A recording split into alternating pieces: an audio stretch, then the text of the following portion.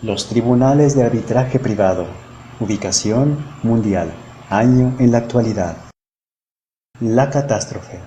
Se les imponen multas estratosféricas a los estados, desarrollados o emergentes, por afectar los intereses de inversores extranjeros cuando estos países intentan regular las actividades de empresas que dañan a los ciudadanos o al medio ambiente. La disyuntiva. Resolver los conflictos por leyes locales o nacionales que afecten los beneficios de los inversores extranjeros en los tribunales públicos que garanticen la imparcialidad y la defensa efectiva de la soberanía de un Estado, o llevarlo a un tribunal internacional de arbitraje privado que actúa generalmente en el más absoluto secreto y donde el Estado no puede decidir quién lo defienda. La siniestra solución. Con el incremento de los tratados comerciales entre países, se han estado incluyendo cláusulas que protegen los beneficios de los inversionistas extranjeros, ISDS, o resolución de disputas inversor-Estado en los tribunales internacionales de arbitraje privado contra abusos que podrían cometer los Estados y que afectarían a los inversionistas. A pesar de que se trata de un asunto de interés nacional, los juicios se celebran por lo general a puerta cerrada.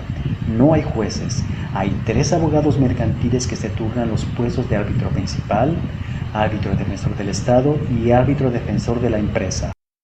Por norma general, el fallo es siempre a favor de los inversores e impone condiciones vergonzosas a los Estados. La lógica es, según los inversores y esos tribunales privados, que la economía global se verá beneficiada si esas empresas e inversiones sufren los menores contratiempos posibles, y para eso intentan garantizar al máximo sus privilegios y sus derechos. Las consecuencias. Cuando un Estado expropia a una empresa, está obligado a indemnizarla, lo que es justo, pero un inversor puede considerar como expropiación indirecta, porque le crea pérdidas, una ley nacional que incremente los salarios de los trabajadores, o una normativa ambiental que le exija a la empresa tratar sus residuos para que no dañen el medio ambiente, o que hayan disminuido o cesado las subvenciones a las energías renovables, e incluso alguna ley que pudiese crear pérdidas hipotéticas en el pasado, presente o futuro. Las consecuencias en diversos países. Italia. McDonald's demandó a Florencia por impedirle abrir un restaurante en la plaza central, a un lado de la catedral. La demanda era por una inversión que ni siquiera iba a hacerse. Australia. Philip Morris demandó por los daños que le provocaría la normativa del tabaco que buscaba reducir la tasa de tabaquismo. Egipto. Veolia, francesa, demandó por el aumento al salario mínimo. México. Cargill demandó por el impuesto a las bebidas azucaradas, medida para contrarrestar la obesidad y los graves problemas de salud derivados de esa condición, y obtuvo una indemnización de 66 millones de euros. Colombia. 2016. 2 compañías mineras, una norteamericana y otra canadiense, demandaron porque la región en la que habían hecho prospecciones durante 10 años había sido declarada Reserva Natural Protegida, con lo que el Estado desconocía una concesión otorgada tiempo atrás por el Ministerio de Minas y Energía. A pesar de que las mineras habían pactado originalmente que no recurrirían al arbitraje, al final lo hicieron, y la indemnización exigida era entre 8 y 16 millones de dólares, lo que calculaban que las minas les habrían dado y que ahora perderían.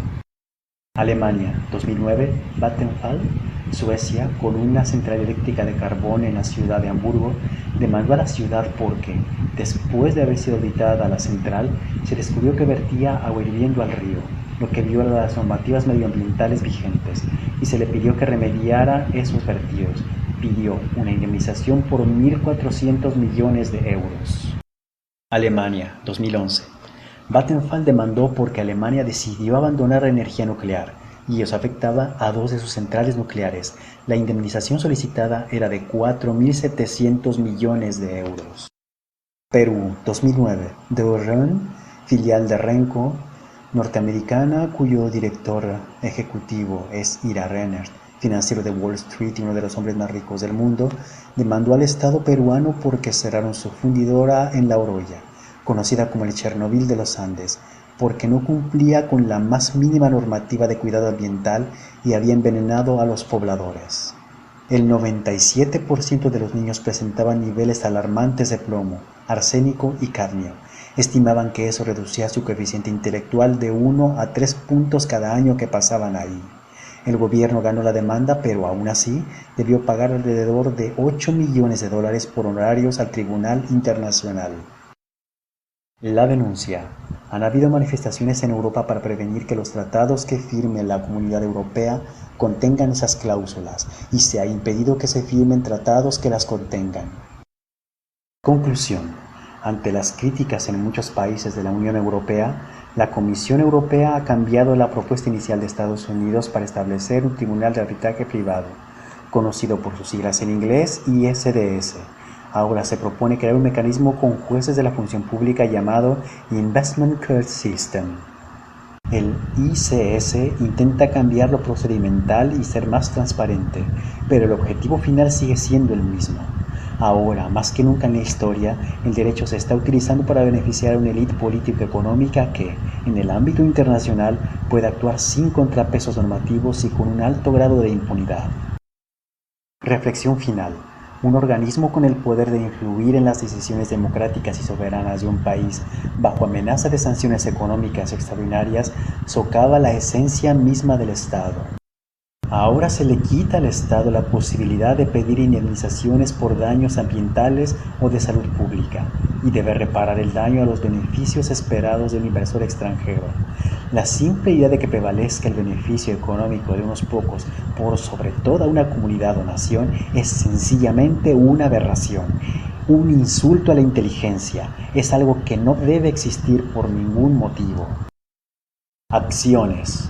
1. Informarse si algún tratado internacional por firmar contiene alguna cláusula de arbitraje internacional e impedirlo a toda costa. 2. Toda acción de una empresa transnacional que suponga daño ecológico o de salud pública debe ser motivo de suspensión inmediata y de reparación automática del daño provocado a la comunidad o nación. 3. Las sanciones económicas que pretendan impedir que siga afectándose la ecología o la salud pública de una comunidad o nación deben ser anuladas y deben considerarse como un crimen.